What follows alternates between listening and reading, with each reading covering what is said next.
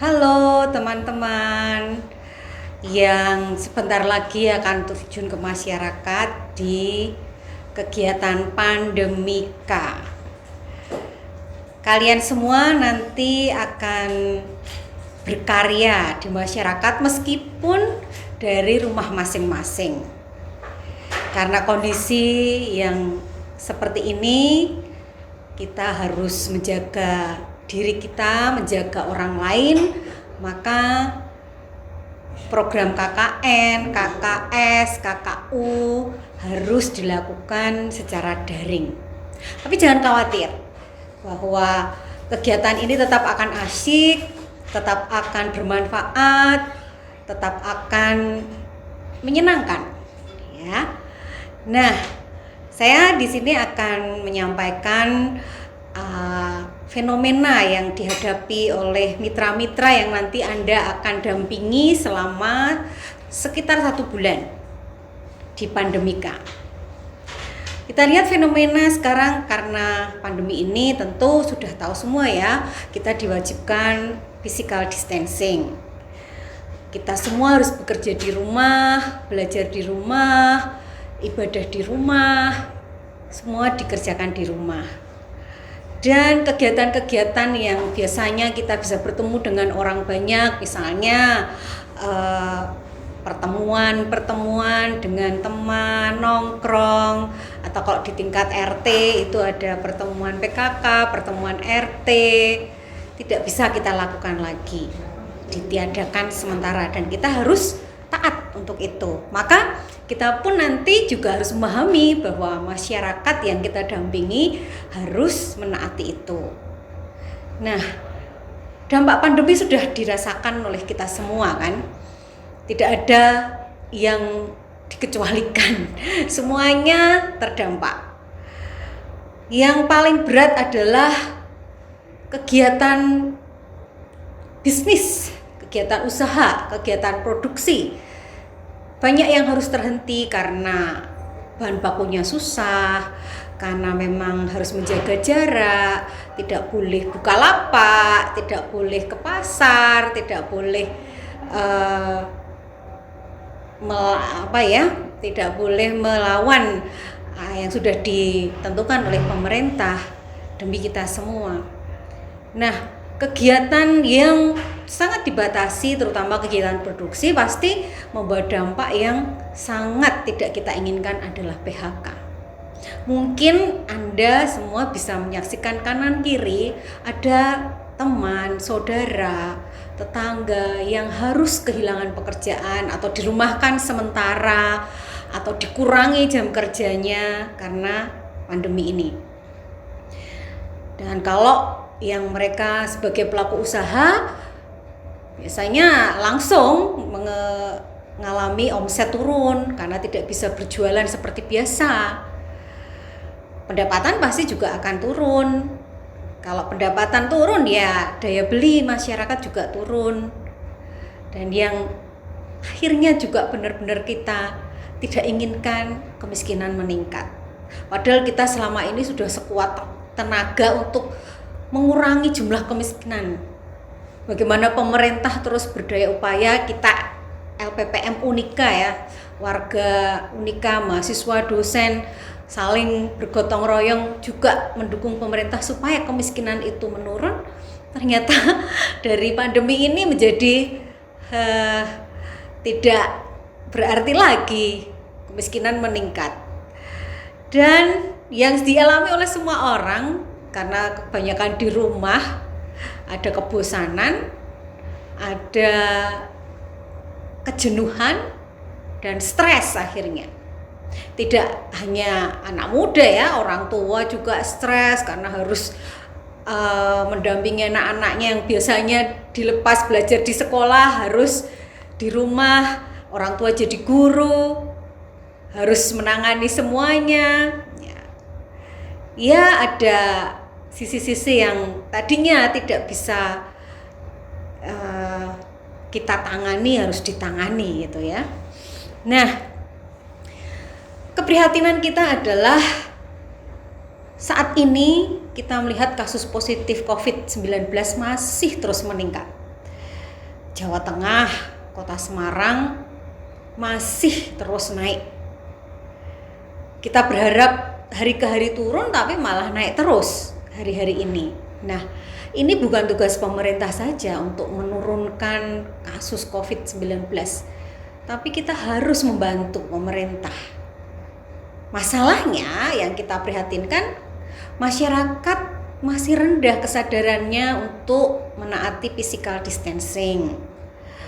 Masih banyak masyarakat tidak mau melakukan protokol kesehatan yang sederhana saja, cuci tangan, pakai masker, menjaga jarak, tidak banyak keluar-keluar di kerumunan. Itu saja masih susah. Ya. Kemudian dukungan masyarakat terhadap pemerintah, kebijakan-kebijakan pemerintah untuk bisa meminimalisir dampak COVID-19 ini juga masih kurang. Bahkan cenderung ya, masyarakat itu kalau kecewa sedikit menyalahkan pemerintah, kok begini, kurang ini, kurang itu. Mengeluh. Nah, mengeluh bukan solusi. Nah, inilah yang menjadikan kita sepertinya belum siap untuk menuju new normal. Kalau kita belum bisa taat, kalau kita belum paham bahwa kita itu harus merubah pola kita, pola hidup, pola kegiatan, apapun ya gaya hidup kita, itu kita belum bisa ke new normal. Tapi kita nggak boleh pesimis. Nah, peran Anda nanti di Pandemika itu adalah membuat masyarakat untuk sadar, untuk bisa mendukung kebijakan pemerintah demi masyarakat, bukan demi pemerintah, demi masyarakat. Nah, Pandemika sudah dijelaskan ya oleh Pak Rudi, oleh Pak Marlon. Pandemika kalau kita sederhanakan adalah kegiatan pengabdian Anda mahasiswa didampingi oleh DPL untuk membantu masyarakat. Masyarakat itu bisa pelaku usaha, bisa masyarakat sebagai komunitas gerakan. Kita lihat ada PKK, ada Karang Taruna, ada gerakan peduli ini, peduli itu banyak. Nah, kita nanti bisa mendampingi mereka untuk bersama-sama kita bisa menghadapi pandemi ini, keluar dari pandemi ini. Nah, maka peran Pandemika, Anda peserta Pandemika itu yang pertama sebenarnya paling penting adalah memberi semangat kepada siapapun, mengajak untuk berpikir optimis, mengajak untuk tidak mengeluh, tapi mencari cara untuk bisa bertahan, bahkan bisa keluar dari pandemi ini. Maka kita mengajak masyarakat untuk mengenali masalah yang terjadi di kita apa. Lalu setelah kita membantu mengenali masalah, kita menganalisis, kita harus membimbing mereka, membantu mereka untuk menemukan solusinya. Nah, tidak hanya sekedar ketemu solusinya selesai, tetapi kita harus mengajak, ayo dilakukan, dieksekusi, ayo ada aksinya. Ya, jadi kita mengajak kritis tapi kemudian beraksi, gitu. Tidak hanya kritis mengeluh selesai, tapi beraksi. Oke. Nah, Pandemika ini kan kita mendampingi mitra-mitra yang tadi saya katakan, bisa pelaku usaha, bisa PKK, bisa kelompok-kelompok masyarakat, gerakan-gerakan sosial. Nah, yang pertama adalah PKK. Kenapa PKK? Anda semua pasti kenal ya PKK ya, karena setiap ibu adalah anggota PKK. PKK, jangan sampai nggak tahu ya, PKK adalah pemberdayaan kesejahteraan keluarga. Jadi keluarga itu dibuat menjadi lebih, bukan dibuat, didorong untuk berdaya. Kalau sudah berdaya pasti sejahtera. Nah, kunci dari pemberdayaan keluarga itu adalah ibu. Peran ibu sangat luar biasa dalam keluarga. Kalau keluarga berdaya, maka pembangunan akan berjalan dengan baik, masyarakat akan sejahtera. Berarti Anda sudah kenal PKK ya.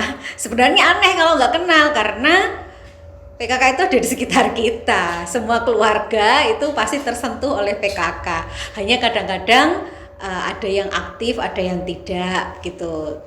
Nah, PKK itu sebenarnya adalah mitra dari pemerintah.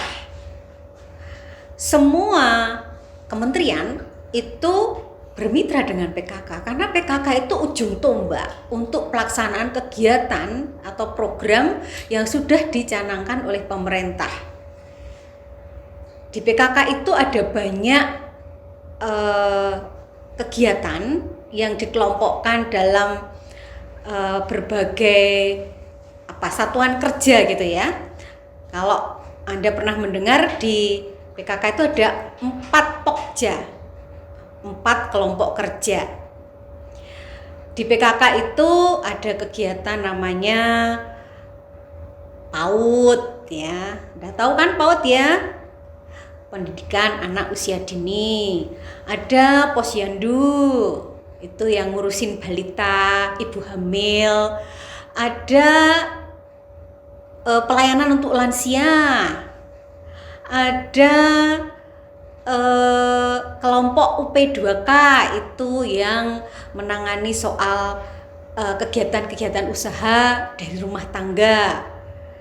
Banyak sekali. Ya, ada hatinya PKK yang urusannya adalah soal apotek hidup, warung hidup, kelestarian lingkungan. Ada Kadarkum, ya, ada kelompok yang khusus untuk mengedukasi, untuk mengajak masyarakat sadar hukum. Banyak sekali. Semuanya tujuannya adalah mengajak masyarakat untuk bisa lebih berkualitas, lebih sejahtera. Nah, tujuan PKK itu mulia, memberdayakan keluarga untuk meningkatkan kesejahteraan lahir batin. Jadi kita bisa paham ya, bahwa kalau PKK ini benar-benar berjalan dengan baik, masyarakat pasti sejahtera. Saya yakin itu, karena saya ibu-ibu PKK. Saya anggota PKK dan saya memang punya pengalaman membina PKK. Nah, di PKK itu Anda pasti sering melihat tuh di pojok-pojok kampung, di taman-taman, itu ada 10 program pokok PKK. Ya. Di situ ada penghayatan dan pengamalan Pancasila.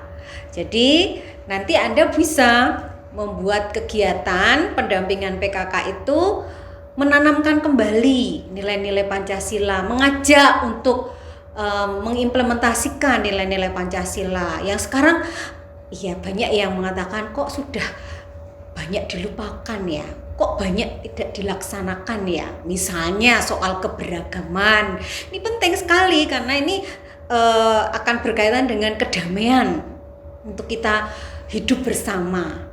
Kalau kita tidak mendorong adanya keberagaman lagi, menghargai keberagaman, sudah hidup menjadi tidak damai.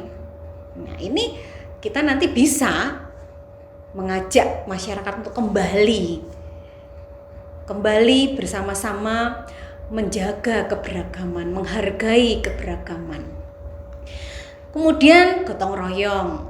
Nah, ini juga di masa pandemi ini menjadi semakin menggelora ya gotong royong. Sebelum pandemi kayaknya kita individualis. Banyak yang lupa itu gotong royong apa. Semua dengan urusannya sendiri-sendiri. Tapi dengan adanya pandemi ini, hikmahnya ternyata bahwa kita sadar kita itu harus bergotong royong. Kita nggak bisa menanggung beban pandemi ini sendiri. kita harus bersama-sama. Nah, di masa pandemi ini juga persoalan pangan itu menjadi cukup serius ya. Karena apa? Impor pangan ditutup gitu ya. Sekarang sih sudah agak mulai terbuka. Nah, ini menjadi tugas bagi kita untuk bagaimana kita mengupayakan ketahanan pangan, bagaimana kita mengupayakan sendiri produksi pangan di rumah, di pekarangan rumah, meskipun dengan pot, meskipun dengan lahan yang terbatas, tapi tetap bisa dilakukan, hidroponik misalnya. Sandang, nah ini kalau ini sudah tidak begitu masalah ya.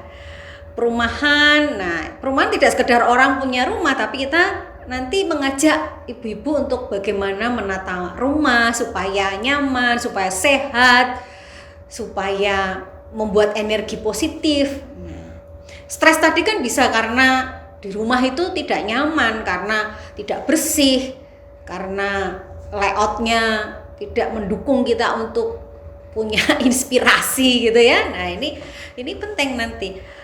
Pendidikan dan keterampilan. Nah, ibu-ibu itu kan perlu didorong untuk punya keterampilan supaya bisa produktif, tidak mengandalkan pendapatan dari suami, tapi dia punya keterampilan yang bisa mendapatkan uang.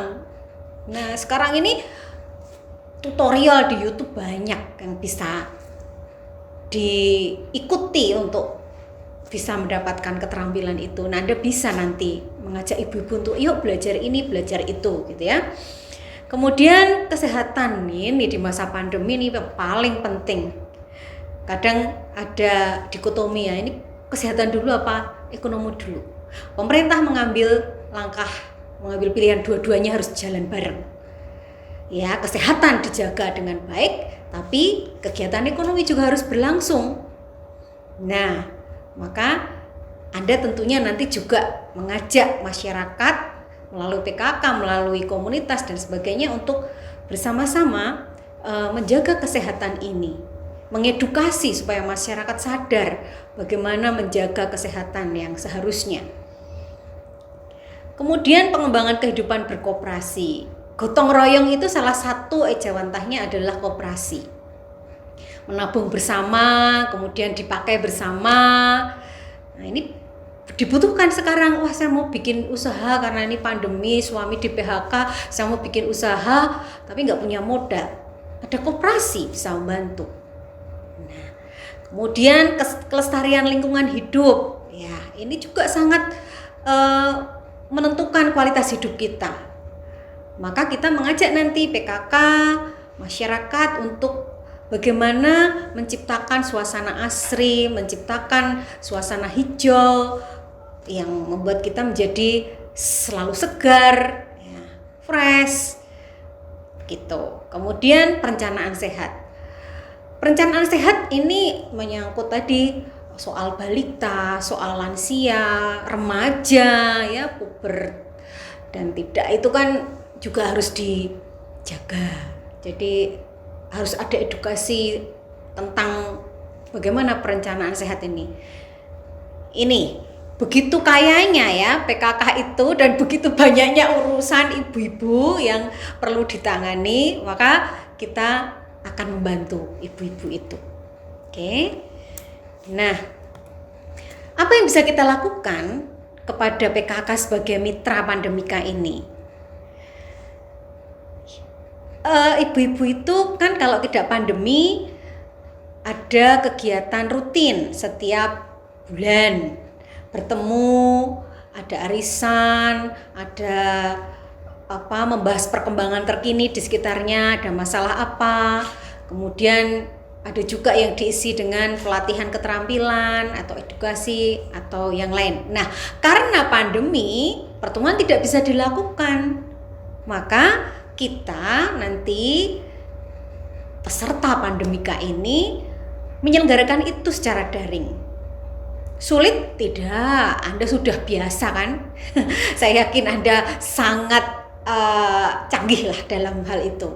Kita bisa bikin video edukasi untuk protokol kesehatan. Kita bisa bikin video edukasi untuk menciptakan ketahanan pangan. Kita bisa bikin edukasi untuk menjaga balita supaya tumbuh dengan sehat. Juga lansia, bagaimana menjaga mereka supaya aman di dalam masa pandemi ini. Nah, edukasi ini bisa kita sampaikan dengan membuat video, di-share ke WhatsApp group, ibu-ibu PKK itu semua punya. Nah, kalau tidak pun bisa sharing ya, misalnya di satu keluarga, kemudian dengan satu laptop atau satu smartphone gitu, tapi di situ ada beberapa ibu-ibu, lalu ya tapi tetap jaga jarak. Nah, kita bisa mengingatkan itu. Nah, selain edukasi dengan video, kita juga tutorial ya. Nanti silahkan Anda semua ketika berkomunikasi dengan mitra itu pasti Anda harus mengenalkan diri, kemudian juga meminta mereka untuk menyampaikan seperti apa kondisinya, masalah yang dihadapi apa, lalu prioritas yang akan dicari solusinya apa. Nah, lalu kita carikan. Misalnya mereka butuh, wah di sini tuh banyak singkong, tapi kita mengolahnya hanya bisa yang itu saja. Bagaimana bisa menjadi makanan yang bernilai jual misalnya. Nah, kita carikan, kita buatkan tutorialnya. Ini anak-anak TP ini yang canggih ya. Bagaimana bisa menciptakan value added dari singkong misalkan. Atau juga keterampilan. Ibu-ibu selama ini pandemi bosan di rumah, pengen punya kegiatan. Nah, kita carikan, Bu, apa yang diinginkan. Misalnya mau belajar kerajinan sulam pita. Oh, tutorialnya juga banyak dan mudah diikuti. Nah, itu kita ajak mereka, kita sediakan bahan-bahannya gitu ya. Kita carikan, bisa kita kirim, lalu mereka berlatih sendiri, pasti bisa. Lalu kita monitor. Nah, sudah seperti apa hasilnya. Kemudian kalau sudah bagus ya kita coba untuk membantu mereka memasarkan produknya. Nah, jadi 1 bulan pandemika itu nanti banyak yang bisa dilakukan meskipun dari rumah ya. Misalnya juga tutorial bercocok tanam. Jadi kita bisa dari rumah masing-masing sharingkan video bagaimana ini menanam anggrek yang benar, menanam buah-buahan supaya tumbuh cepat dan berbuah lebat misalnya, atau hidroponik, atau mencangkok dan sebagainya. Nah, itu bisa. Oke. Nah, kalau dulu memang ketika tidak ada pandemi, kita memberi edukasi, memberikan pelatihan kan bertemu ya dengan ibu-ibu, dengan masyarakat, tapi sekarang tidak bisa. Tapi tidak akan masalah kalau Anda kreatif. Jadi gunakan teknologi yang kita punya untuk membantu mereka, mendampingi mereka.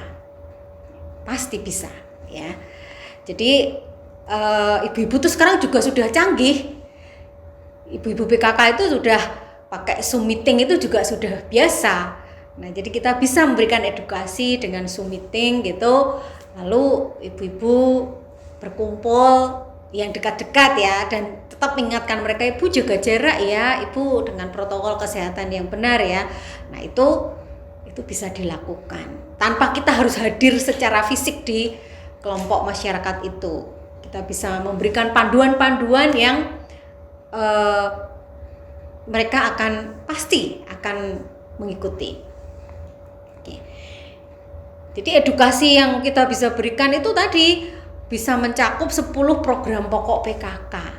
Jadi Anda tidak perlu khawatir, wah saya dari DKV, saya dari TP, saya dari hukum, saya dari bahasa. Semuanya dipakai, semuanya berguna, semuanya bisa membantu masyarakat ya, tidak usah khawatir. Nah, mitra kita selanjutnya adalah UMKM. KM. Tapi fokus kita tentunya masih yang M dulu. UMKM kan usaha mikro, kecil, menengah. Tapi fokus kita belum mampu sampai kecil, menengah ya, atau kita sekarang prioritaskan saja dulu untuk yang usaha mikro.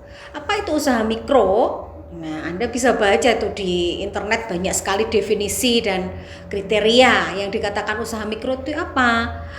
Usaha mikro itu kalau omset per tahunnya di bawah 300 juta. Asetnya tidak ada 50 juta. Dan ini jumlahnya 99,9% usaha di Indonesia adalah usaha mikro, kecil, dan menengah, dan paling banyak adalah mikro. Usaha mikro itu ya tetangga-tetangga kita itu loh, yang jualan gorengan, yang bikin kerupuk, tambal ban, penjahit, yang bikin kerajinan, salon. Nah, ada di sekitar kita. Nah, terutama di masa pandemi ini kita perlu mendampingi mereka. Tidak masa pandemi pun UMKM itu atau usaha mikro khususnya itu punya banyak kelemahan. Bukan salah mereka sih, tapi ya karena memang situasinya ya, usaha mikro itu punya kelemahan. Yang pertama adalah keterbatasan dalam pemasaran. Kesulitan dalam pemasaran. Banyak loh yang bisa produksi, kualitasnya bagus, inovatif gitu ya, variatif gitu. Tetapi ketika harus menjual, mereka kesulitan. Nah, padahal kalau mereka tidak bisa menjual, mereka tidak bisa produksi lagi. Nah, kita harus membantu pemasaran usaha-usaha mikro ini. Nah, kenapa pemasarannya terbatas? Karena kalau di masa pandemi ini itu ya mereka yang tadinya harus buka lapak, harus ke pasar, harus buka warung, sekarang nggak bisa. Tidak masa pandemi pun mereka pemasarannya terbatas, apalagi sekarang gitu kan. Nah, maka jawabannya adalah teknologi kan. Kita mendorong mereka menggunakan teknologi untuk bisa menjangkau pasar yang lebih luas. Tentu banyak yang usaha mikro ini tidak bisa sendiri, harus dibantu, harus didampingi. Itu tugas kita, Pandemika.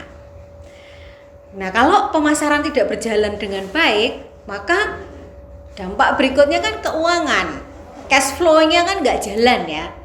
Bisa produksi, nggak bisa jual, maka tidak ada penerimaan atau penerimaannya kecil, tidak bisa belanja bahan baku. Jadinya macet. Makanya tadi pemasaran itu kunci untuk bisa usaha mikro itu hidup. Ya, cash flow-nya jalan. Nah, ada juga yang kesulitan tenaga kerja. Meskipun usaha mikro kadang-kadang kan dia butuh bantuan kalau punya dapat orderan yang banyak gitu, tapi dia kerja sendirian kan tidak bisa. Maka butuh orang lain untuk membantu, tapi orang yang diminta untuk membantu itu kok tidak qualified ya, kok tidak bisa menghasilkan produk seperti dirinya. Nah, mereka harus melatih dan sebagainya. Lalu kalau tidak ada, akhirnya wah nggak ada temannya, wah nggak bisa menerima order karena saya kerja sendirian. Ini kan sebenarnya tidak memanfaatkan peluang. Gitu. Nah, masalah bahan baku juga. Masalah bahan baku itu karena harga bahan baku fluktuatif. Seperti sekarang ini masa pandemi ini harga telur ya sekarang melonjak, harga ayam. Nah, ini saya banyak mendapat curhatan dari para pelaku usaha mikro itu. Dia jualan olahan ayam tapi harga daging ayam sekarang signifikan sekali naiknya. Telur juga demikian. Nah, menjaga keberlanjutan usaha dengan adanya fluktuasi bahan baku, harga bahan baku ini juga nggak gampang. Nah, ini kita akan membantu bagaimana untuk bisa memanagenya gitu. Nah, kadang juga kurang profesional karena ya belum pernah mendapat pengetahuan tentang kewirausahaan, belum pernah mendapat pengetahuan tentang manajemen. Jadi kita bisa nanti memberikan edukasi itu, memberikan pengetahuan-pengetahuan itu, sekali lagi meskipun dari rumah, gitu ya. Nah, maka banyak yang bisa dilakukan untuk mendampingi usaha mikro itu. Ya, membantu pemasaran online, membantu packaging yang aman untuk masa pandemi ini, ya. Kan kita dituntut untuk sekarang ini higienis. Nah, apalagi pelaku usaha mikro itu kita bantu mereka untuk membuat kemasan yang bagus. Oke. Terus bisa membantu pengembangan produk gitu ya. Ada penjual bakso ini enggak bisa buka lapak, enggak bisa buka warung, terus gimana dong? Nah, kita kembangkan produknya itu menjadi bakso beku atau olahan bakso ya, itu. Banyak sekarang yang berinovasi seperti itu. Kemudian membantu branding. Nah, usaha mikro itu sering mereka bisa bikin tapi kemudian tidak membuat label, tidak membuat informasi untuk produknya, sehingga ketika ada pembeli yang merasa suka, merasa puas lalu ingin melakukan pembelian lagi, nggak bisa untuk melakukan pembelian ulang. Nah, merek yang benar-benar membuat mereka nanti bisa terangkat itu juga perlu kita edukasi, kita perlu bantu membuat merek yang bisa membuat produk mereka bernilai. Kemudian, nah ini pemasaran terbatas tadi itu kan karena networkingnya yang terbatas. Nah, Anda bisa nanti membantu usaha mikro itu untuk memperluas jaringan. Ya, networking itu sangat penting untuk menjangkau pasar yang semakin luas, bisa juga untuk mendapatkan peluang-peluang baru yang selama ini tidak diketahui. Tapi dengan adanya networking itu nanti akan oh iya ya, bisa ini, bisa itu, ketemu ini, ketemu itu, oh ketemu dinas koperasi, oh ketemu dinas perindustrian. Nah, seperti itu. Ya. Oke. Nah, kita bisa juga membantu para pelaku usaha mikro itu membuatkan katalog digital, kan kalau masa pandemi ya harus digital, yang bisa di-share ke pihak-pihak yang akan bisa membantu. Jadi kalau misalnya kita melihat potensi ini bagus, ya kita buatkan katalog yang bagus, kita buatkan promosi yang bagus. Ya bersama mereka ya, tidak kita sendiri tapi bersama mereka kita membantu mendampingi supaya bisa memberitahu kepada khalayak ramai bahwa ini loh ada potensi-potensi meskipun masih usaha mikro tapi potensinya bagus ya. Jadi teman-teman Pandemika, kita sudah tahu ya, punya bayangan apa yang akan kita lakukan selama 1 bulan nanti untuk mitra-mitra kita. Yakinlah bahwa Anda bisa melakukan yang terbaik, Anda bisa melakukan yang bermanfaat, tentunya dengan menjaga komunikasi. Dari awal kita komunikasi yang baik, pasti kita menemukan dengan baik juga apa yang perlu kita lakukan dan solusi yang terbaik apa. Anda pasti bisa karena Anda anak muda yang sangat punya energi tinggi, semangat. Maka salurkanlah itu untuk masyarakat. Selamat berkarya untuk masyarakat melalui Pandemika. Semangat!